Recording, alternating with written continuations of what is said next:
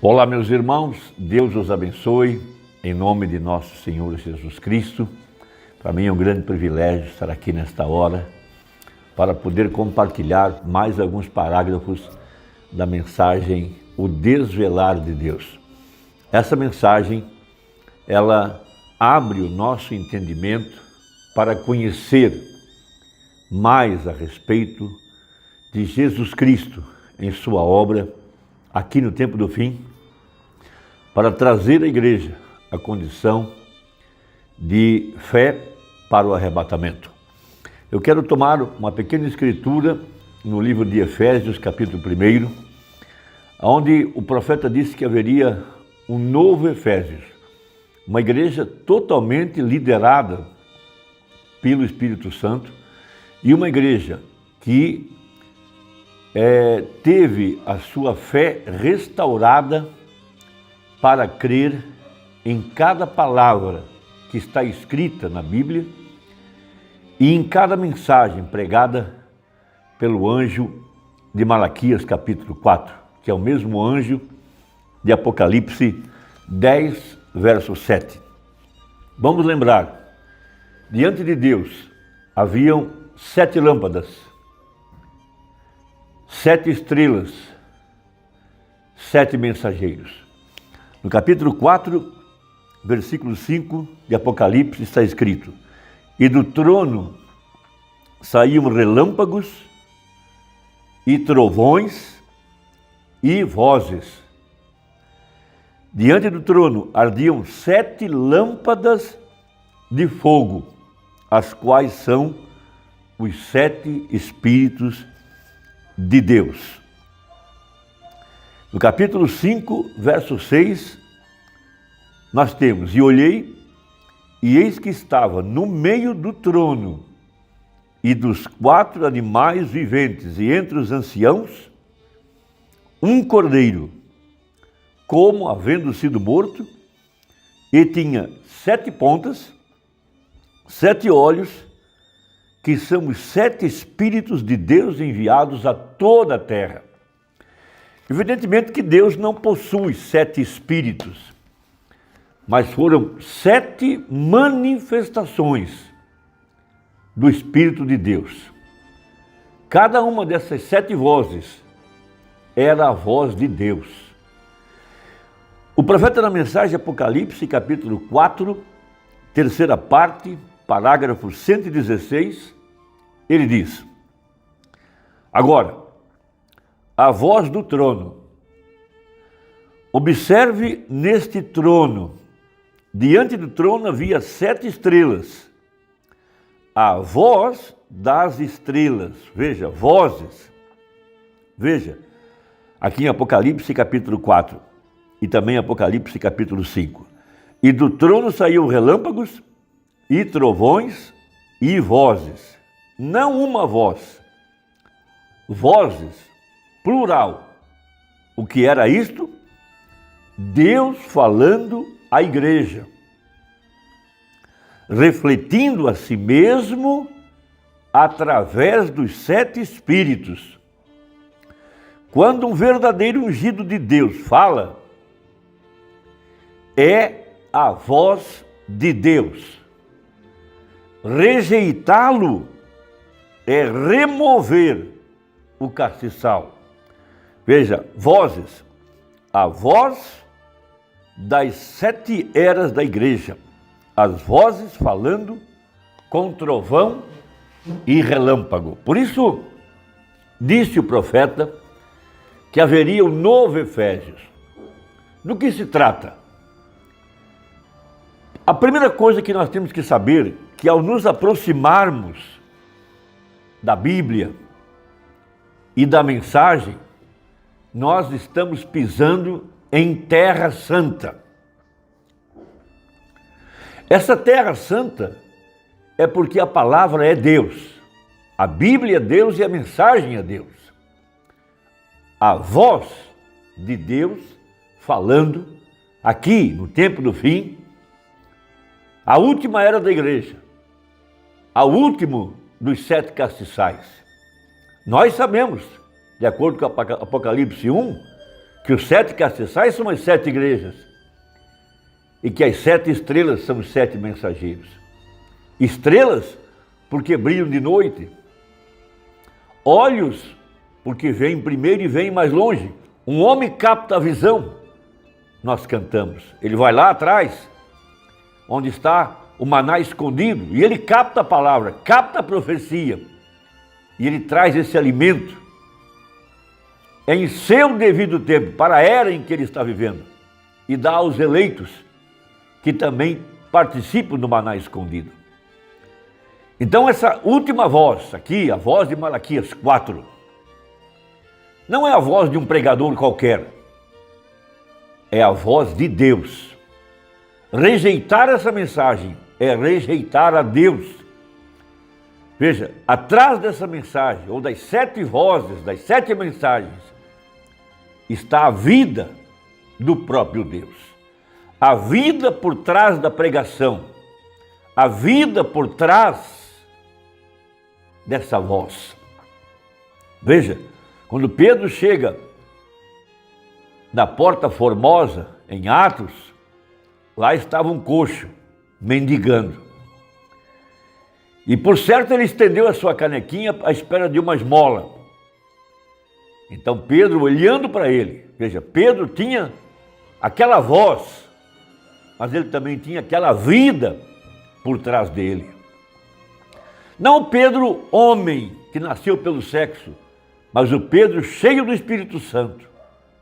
Veja, a igreja Alfa, aquela primeira igreja, aquela igreja efesiana. Então disse o profeta que haveria aqui no tempo do fim outra era efesiana. Então ele olhando para o coxo, viu que ele tinha fé para ser curado, ordenou que ele se levantasse e andasse. E logo o homem foi curado. Agora não foi a voz de Pedro, foi a voz de Deus que soou através do seu corpo, que era a igreja. Veja, depois aquele paralítico começou a andar atrás de Pedro, pensando que Pedro era uma grande personalidade. Pedro disse, não, eu não sou ninguém, sou um homem.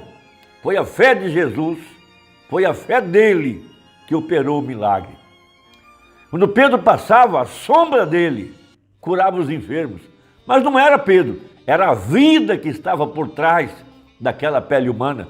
Porque Pedro, como homem, negou Jesus. Era precipitado, nervoso. Não é desse Pedro que eu falo. É daquele Pedro, cheio do Espírito Santo, que tinha a chave do reino dos céus em suas mãos. Veja, é a isso que nós temos que atentar. Nós não podemos questionar a Bíblia, muito menos questionar a mensagem. Veja, a primeira coisa que temos que saber é que a mensagem, a Bíblia, é para crentes, é para os fiéis, os santos e fiéis em Cristo. A Bíblia e a mensagem não são para incrédulos, não são para os manufaturados, não é para os denominacionais, é para crentes que tomam Deus em sua palavra. A Bíblia não é um livro de opinião, a Bíblia não é um livro de argumentos.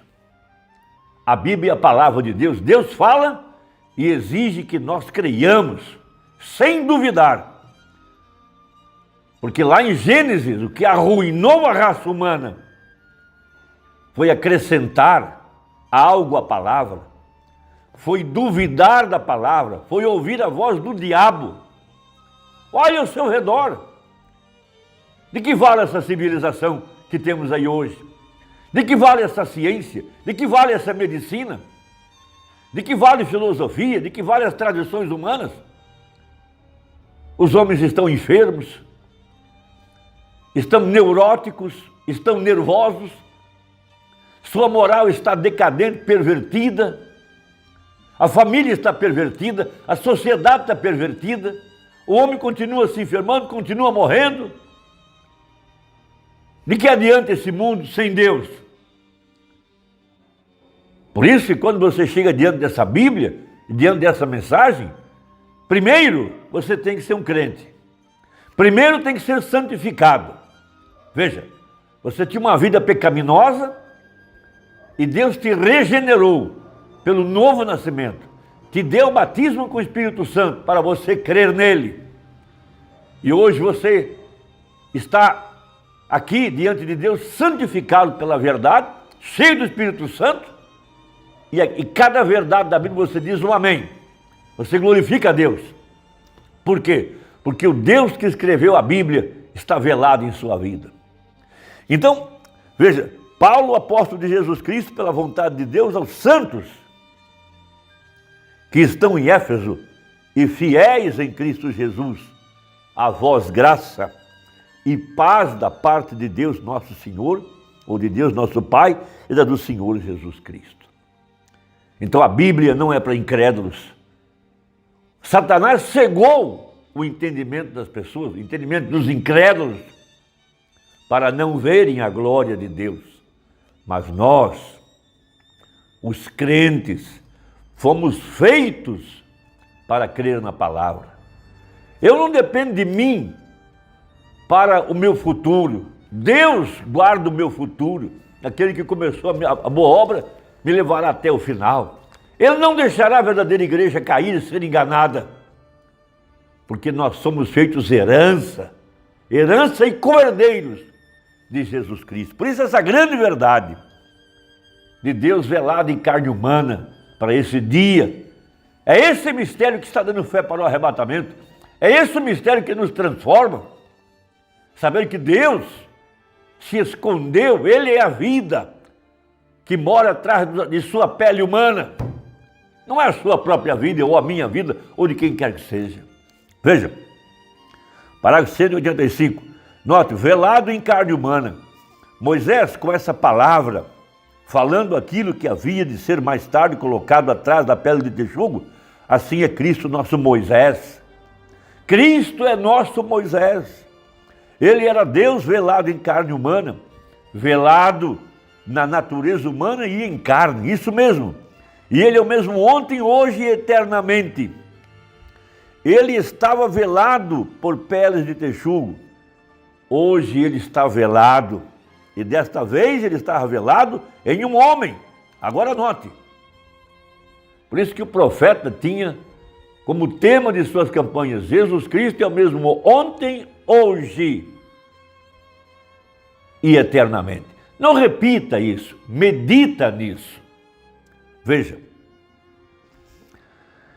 ele estava velado por peles de texugo, e desta vez ele está velado em um homem. Agora note, mesmo ontem, hoje e eternamente, prometeu a sua palavra para esta era.